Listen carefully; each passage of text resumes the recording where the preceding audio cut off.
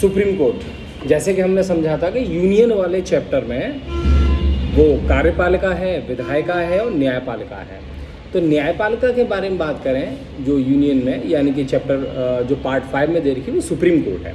Supreme court जो आपका शुरू होता है वो आर्टिकल 124 से शुरू होता है, आर्टिकल 124 से शुरू होता है और ये आपका चलेगा 147 तक। 124 से शुरू होता है पर महत्वपूर्ण आर्टिकल वैसे शुरुआत के ज़्यादा हैं, 147 तक इतना ज़्यादा इम्पोर्टेंट नहीं है। तो भी तो पार्ट 5 में सुप्रीम कोर्ट आपका शुरू हो रहा है 124 से, 124 से, और ख़त्म हो रहा है 147 पर। आर्टिकल 124 ये बोल रहा है there shall be a supreme court of India, there shall be a supreme court of India consisting of chief justice of India. और सुप्रीम कोर्ट में होता कौन है? सुप्रीम कोर्ट में एक तो चीफ जस्टिस ऑफ इंडिया होगा और सुप्रीम कोर्ट के अदर जजेस होंगे, ठीक है। सुप्रीम कोर्ट में चीफ जस्टिस ऑफ इंडिया होगा और अदर जजेस होंगे। और इसकी हम क्वालिफिकेशन के बारे में बात करें, पहले तो कॉन्स्टिट्यूशन बताया 124 में, फिर 125 में इसके अपॉइंटमेंट के बारे में बताया कि सुप्रीम कोर्ट के जज को कौन अपॉइंट करता है, तो प्रेसिडेंट है। एवरी जज of the supreme Court shell be appointed by president. जो सुप्रीम कोर्ट का जज होता है प्रत्येक किसके द्वारा अपॉइंट किया जाता है?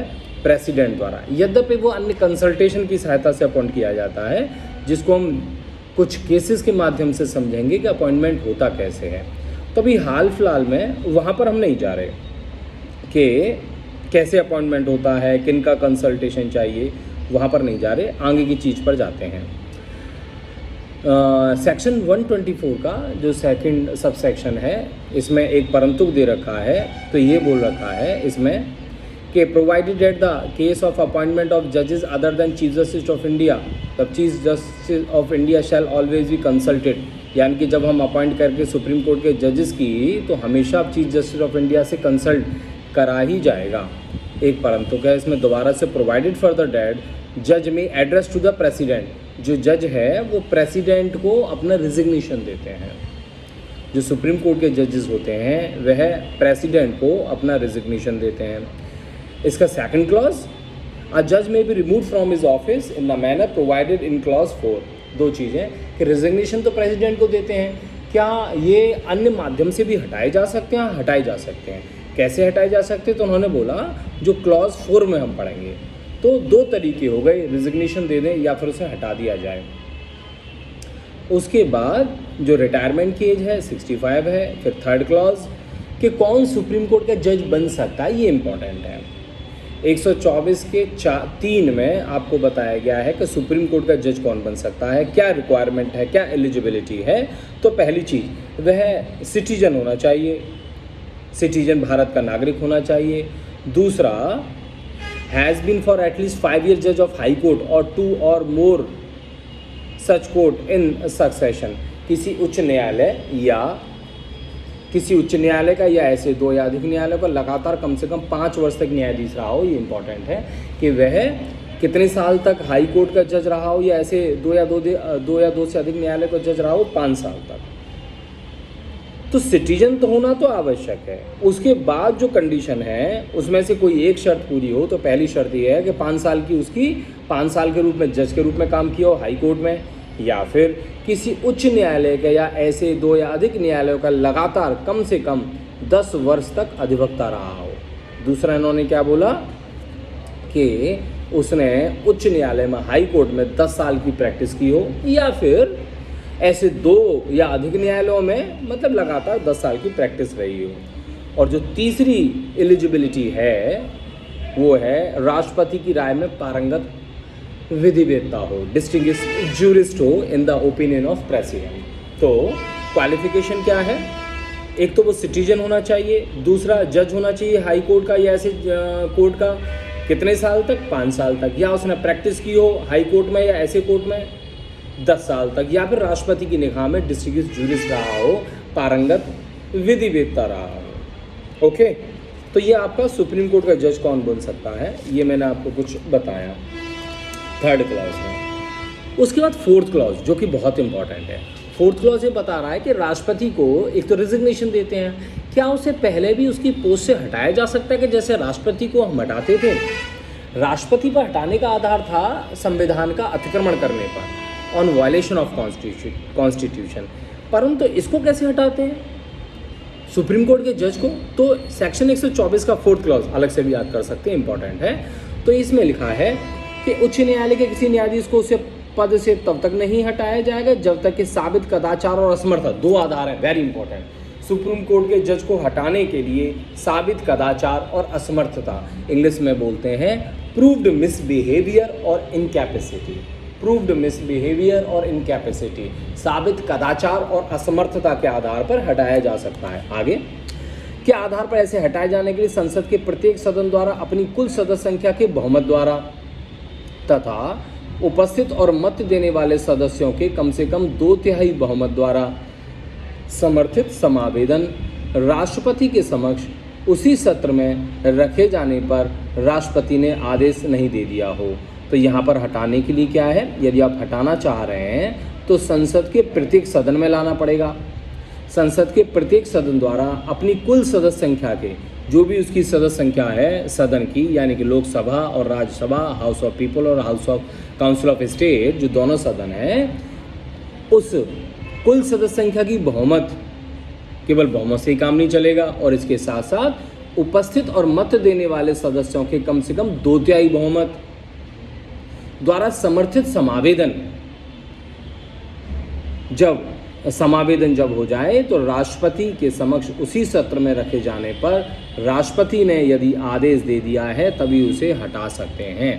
तो हटाने का आधार ये होगा कि आपको दोनों सदनों से पारित करना पड़ेगा, और जो सदन से पारित करना पड़ेगा वो विशेष बहुमत से, ड्वल मेजॉरिटी से। ड्वल मेजॉरिटी या विशेष बहुमत इसलिए बोल रहे हैं कि पहले तो जो सदन है उसके कुल का बहुमत चाहिए, फिर सदन में जो उपस्थित हैं उस उपस्थित हैं और मत देने वाले हैं उसका भी 2/3 बहुमत चाहिए। तो आधार हो गए साबित कदाचार और असमर्थता, दोनों सदन द्वारा दोहरे बहुमत से पारित होना चाहिए।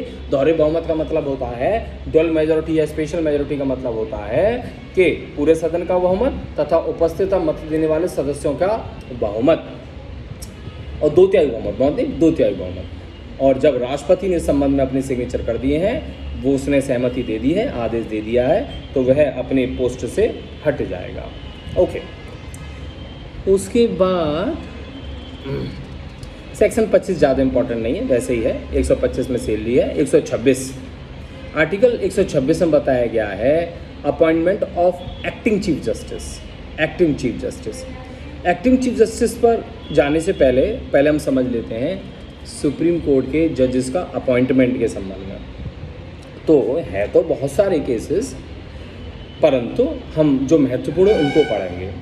यदि हम चीफ जस्टिस ऑफ इंडिया का अपॉइंटमेंट कर रहे हैं, चीफ जस्टिस ऑफ इंडिया का अपॉइंटमेंट कर रहे हैं, तो नॉर्मली यह है कि चीफ जस्टिस ऑफ इंडिया वो होता है जो सीनियर मोस्ट होता है उस सुप्रीम कोर्ट में।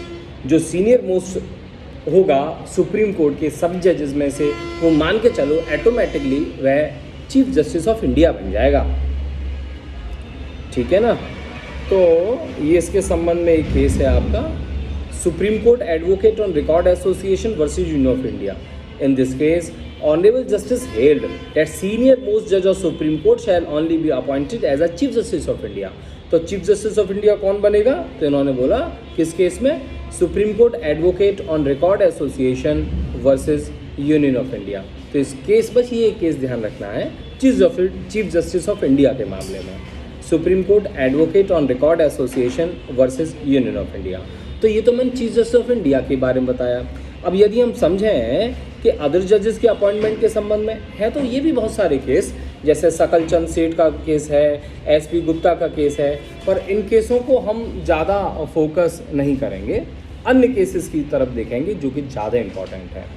जैसे पहले है supreme Court advocate on record association versus Union of India. Supreme Court advocate on record association versus Union of India, इसमें ये कहा गया, इन this case supreme court give decision against the view of SP Gupta case. जो पहले हमने case पढ़े थे SP Gupta वाला, सकल चंद सेठ, एसपी गुप्ता, तो उन्होंने थोड़ा सा उसके अगेंस्ट में निर्णय दिया और ये कहा कि without consultation of CJI no जज shall be appointed in Supreme court और हाई कोर्ट। यदि आपको सुप्रीम कोर्ट और हाई कोर्ट में जजेस की नियुक्ति करनी है तो बिना चीफ जस्टिस ऑफ इंडिया की कंसल्टेशन के आप नियुक्ति नहीं कर सकते। The opinion of CJI shall be given priority और the consultation shall be expressed after consultation other judges of Supreme Court। कि आपको सुप्रीम कोर्ट या हाई कोर्ट की जजेस नियुक्त करनी है तो पहले आपको सीजीआई की तो कंसल्टेशन करनी ही करनी होगी और सुप्रीम कोर्ट के अदर जजेस की भी कंसल्टेशन करनी होगी। ये supreme Court advocate on record association versus union of India का था। तो यहाँ पर बोल रहे थे कि अदर जजेस की चाहिए, यानी कि 2 जजेस से कंसल्ट कर लो, परंतु उसके बाद जो आया दूसरा केसेस के बाद ये और ज़्यादा इम्पॉर्टेंट है। Supreme Court advocate on record association versus union of India से भी ज़्यादा इम्पॉर्टेंट है। ये है आपका री प्रेसिडेंशियल रेफरेंस केस। री प्रेसिडेंशियल रेफरेंस केस। तो री प्रेसिडेंशियल रेफरेंस केस में कहा गया सुप्रीम कोर्ट ने 1999 का केस है। The president took the advice of supreme court article 143 के अंतर्गत, और प्रेसिडेंट ने 143 के अंतर्गत कुछ सलाह ली और फिर सुप्रीम कोर्ट ने कुछ क्वेश्चन को निर्णय दिया। तो कहा supreme court make the consultation procedure wide. तो यहाँ पर कहा कि सुप्रीम कोर्ट ने कंसल्टेशन प्रोसीजर जो आप कर रहे थे 2 जजेस से और ज़्यादा जजेस चाहिए, and held that CGI should consult a collegium of 4 senior most जजेस। यदि आपको सुप्रीम कोर्ट के जजेस की नियुक्ति करनी है तो कम से कम 4 जो सीनियर मोस्ट जजेस हैं उनसे कंसल्ट करो, तब जाके सुप्रीम कोर्ट का कोई जज बनेगा। तो इन्होंने कहा कि सीजीआई से कंसल्ट करो और सुप्रीम कोर्ट के 4 जजेस से कंसल्ट करो, तब सुप्रीम कोर्ट में कोई अपॉइंट हो पाएगा। तो इन्होंने जो प्लूरलिटी वाली बात थी कि सुप्रीम कोर्ट के जजेस की नियुक्ति करने के लिए ज़्यादा जजेस की सलाह होनी चाहिए, तो उन्होंने और ज़्यादा कर दी, 4 जजेस कर दी। तो री प्रेसिडेंशियल रेफरेंस केस में ये कहा गया कि यदि अपॉइंट करना है तो आपको सुप्रीम कोर्ट के 4 जजेस से सलाह करने के पश्चात ही, जब सीजीआई से सलाह हो जाएगी, सीनियर मोस्ट 4 जजेस से सलाह हो जाएगी, तब जाके सुप्रीम कोर्ट के जजेस की नियुक्ति की जा सकती है। परंतु इसके बाद हम देखें थोड़ी सी चीज़ों में चेंजेस आए। इसके बाद एक कमीशन बना, नेशनल जुडिशियल अपॉइंटमेंट कमीशन, 2014 में 99 संविधान संशोधन द्वारा। तो यहाँ पर सरकार ने कहा कि नहीं, इसमें एक कॉलेजियम, इसमें कुछ लोगों को एक कमीशन बनेगा जिसको हम बोल रहे हैं NJAC, national judicial appointment commission. और इसमें जो होंगे, जिसकी सलाह से सुप्रीम कोर्ट के जजेस बनेंगे, तो वो चीफ जस्टिस ऑफ इंडिया होगा, इसका हेड जो होगा, और 2 सीनियर मोस्ट जजेस सुप्रीम कोर्ट होंगे, लॉ मिनिस्ट्री होगी, 2 फेमस इमिनेंट पर्सन होंगे। तो कुल मिला के कई सारे लोगों के बारे में कहा, परंतु सुप्रीम कोर्ट ने कहा नहीं, कि ये तो हमारी इम्पार्शलिटी पर एक तरीके से प्रहार है। सुप्रीम कोर्ट के जजेस की नियुक्ति करनी है तो ये जो बनाया है इसकी निष्पक्षता, सुप्रीमेसी थोड़ी सी प्रभावित होगी। तो एक केस आया जिसको इस संविधान संशोधन को चैलेंज किया गया। जो 99वां संविधान संशोधन जो सरकार लेके आई थी, जिसके माध्यम से नेशनल जुडिशियल अपॉइंटमेंट कमीशन लेके आए थे सुप्रीम कोर्ट ने, supreme Court advocate on record association versus union of India, case का नाम है supreme Court advocate on record association versus union of India, 2015 का केस है। तो उस 99वें संविधान संशोधन को असंवैधानिक घोषित कर दिया, और जो पुरानी कॉलेजियन सिस्टम चल रहा था उसी प्रकार से अपॉइंट होगा, यानी कि वही सीजीआई की सलाह, यानी कि 4 सीनियर मोस्ट जजेस से परामर्श करने के पश्चात सुप्रीम कोर्ट के जजेस की नियुक्ति होगी। ठीक है, तो इस तरीके से हमने इस चीज़ को हटा दिया। उसके बाद हम बढ़ते हैं आपका सेक्शन 124 हो गया, 125 हो गया, 126 इम्पीचमेंट, महाभियोग की प्रक्रिया मैंने बता दी 124 के 4 में थी।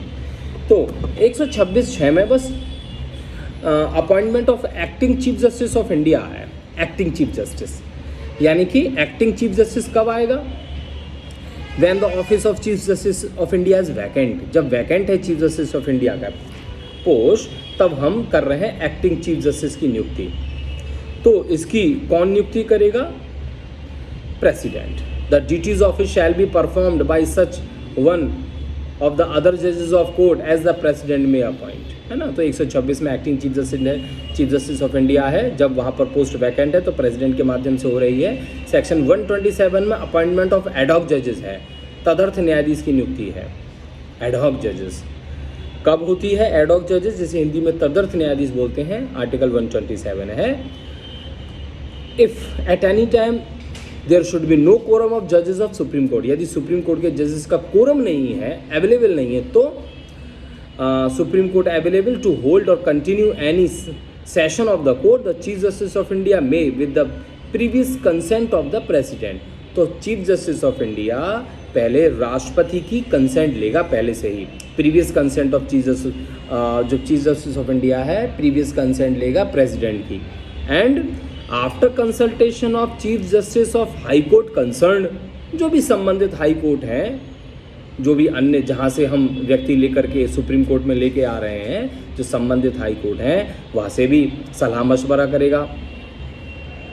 Requesting in writing the attendance at the sitting of the court for such period as may be necessary of a judge of high court duly qualified the appointment judge of supreme court to be designated by the chief justice of india। तो यहाँ पर chief justice of India high court के जज को supreme court के लिए ad hoc जजेस के रूप में नियुक्त कर रहा है, परंतु उसके लिए प्रीवियस कंसेंट चाहिए प्रेसिडेंट की। तो ये इतना था केवल 127।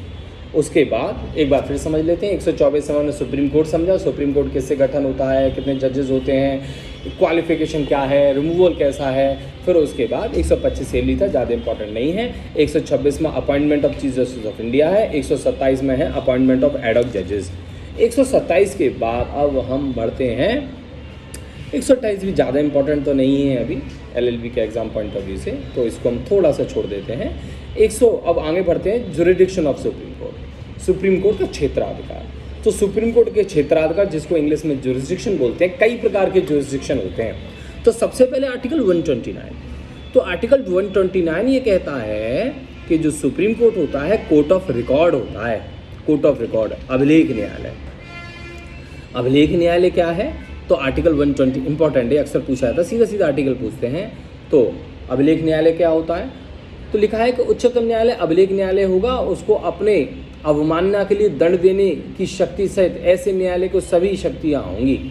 तो उन्होंने बोला, दो चीज़ें बोली इस आर्टिकल में कि supreme court court of record होगा, अभिलेख न्यायालय होगा। दूसरी उन्होंने आर्टिकल में बोली, उसको अपने अवमानना के लिए यदि उसका कंटेम्प्ट ऑफ कोर्ट कर दिया जाता है तो सुप्रीम कोर्ट इसके लिए दंड दे सकता है। अवमानना के लिए दंड देने की शक्ति सहित ऐसे न्यायालय की सभी शक्तियाँ होंगी और अन्य शक्ति भी जो उसकी होती हैं वो होंगी। तो ये मैंने आपको बताया कोर्ट ऑफ रिकॉर्ड के बारे में कि ये अपने अवमानना के लिए, कंटेम्प्ट करने के लिए पनिश कर सकता है। उसके बाद आर्टिकल 131, आर्टिकल 131 ये बता रहा है सुप्रीम कोर्ट का ओरिजिनल जुरिस्डिक्शन।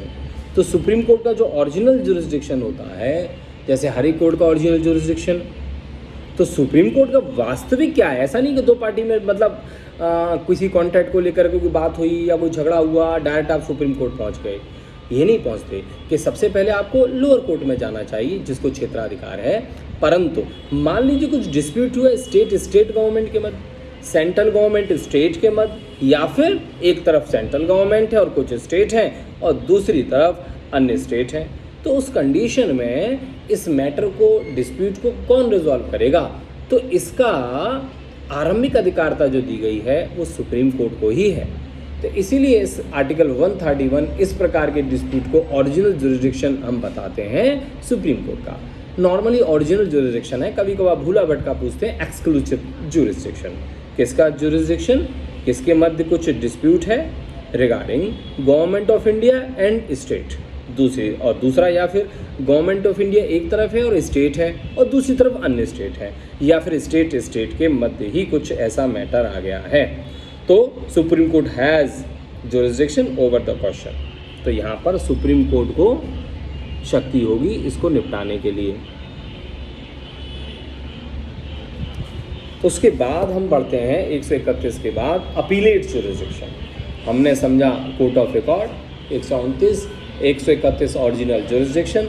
अपीलेट जुरिस्डिक्शन के बारे में बात करें तो आपका आर्टिकल 132, 33, 34 है अपीली, जैसे नाम से ही मालूम पड़ रहा है अपीलेट, यानी कि कुछ अपील के मामले में कुछ ऐसा मैटर होगा, अपील। अब अपील के संबंध में ऐसा कौन सा ग्राउंड है?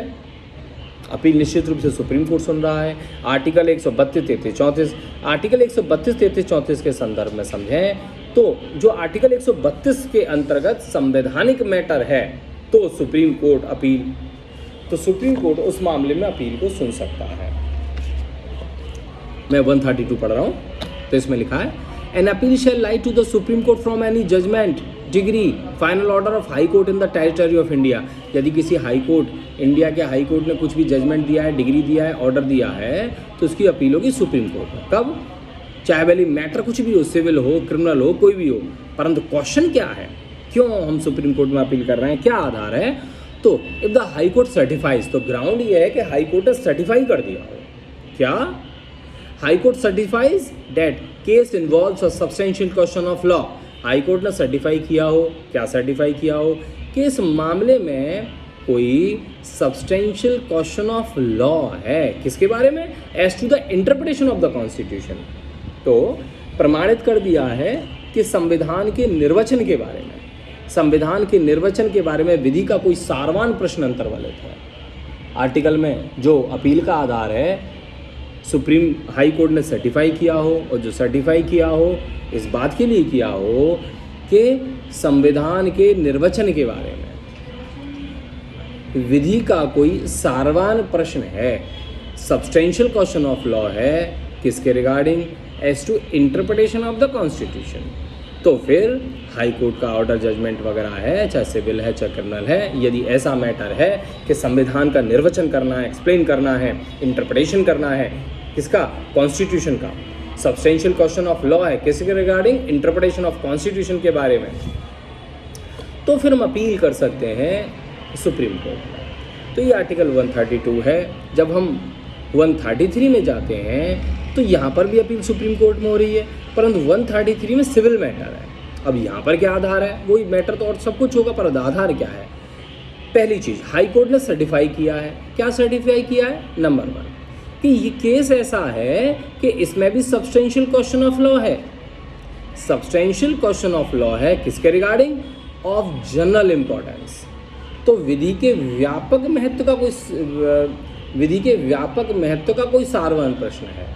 वहाँ पर था संविधान के निर्वचन के बारे में विधि का कोई सारवान प्रश्न, और यहाँ पर है विधि के व्यापक महत्व का कोई सारवान प्रश्न। तो सब्सटेंशियल क्वेश्चन ऑफ लॉ तो दोनों में है, सारवान प्रश्न तो दोनों में है, परंतु वहाँ पर संविधान के निर्वचन के बारे में था, इंटरप्रिटेशन ऑफ कॉन्स्टिट्यूशन के रिगार्डिंग था, और आर्टिकल 133 में यानी कि सिविल मामलों में अपील में यहाँ पर किसके संबंध में है? जनरल इंपॉर्टेंस के संबंध में है, व्यापक महत्व के संबंध में है, विधि के व्यापक महत्व के संदर्भ में कोई सारवान प्रश्न है।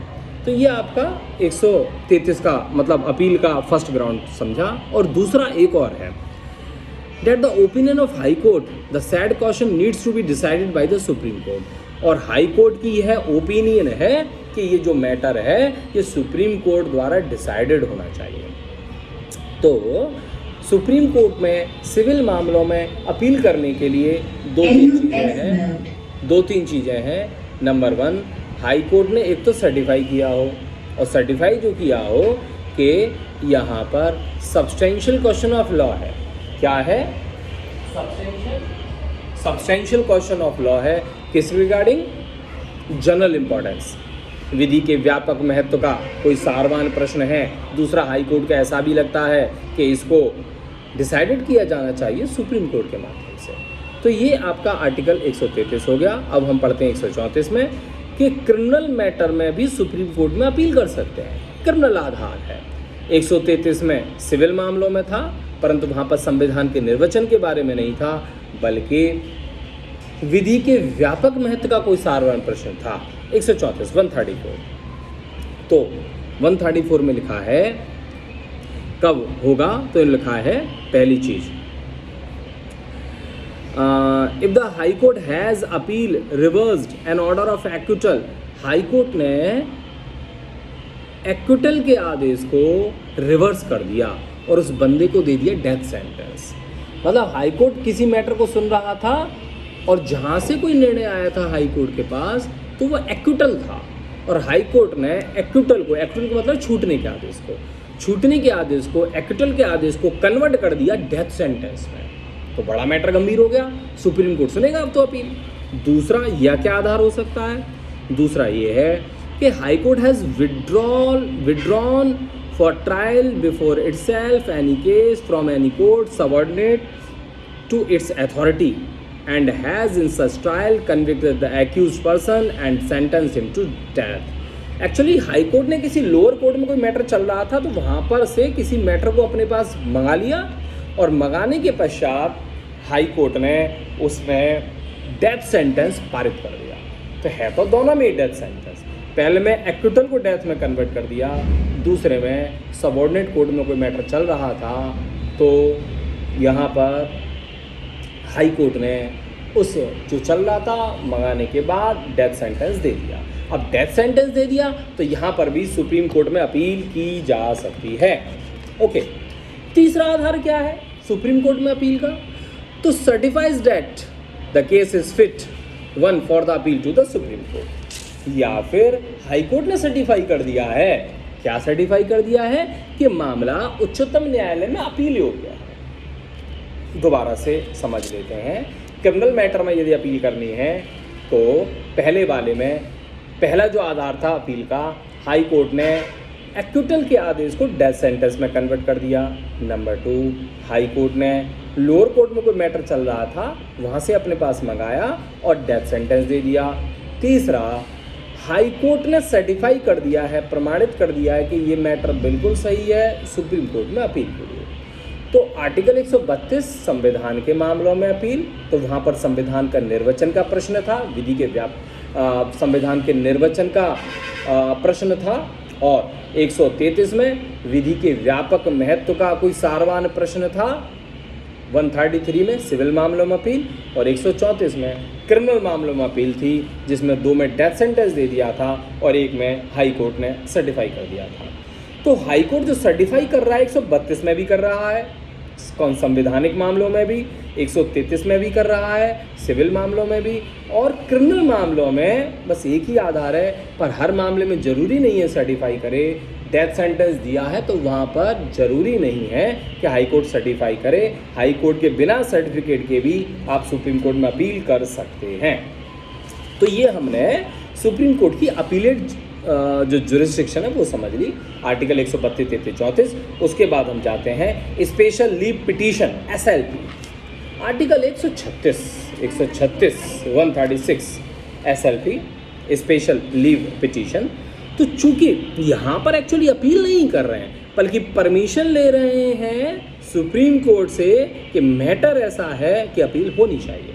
देखते हैं, notwithstanding anything in this chapter the supreme court may permit, जरूरी नहीं है बाउंड, में है, डिस्क्रिशनरी पावर है, supreme court may in its discretion grant special leave to appeal. तो यहाँ पर सुप्रीम कोर्ट को ऐसा लगता है तो सुप्रीम कोर्ट स्पेशल लीव दे सकता है अपील करने के लिए। कहाँ से? From any judgment, decree, determination, sentence और ऑर्डर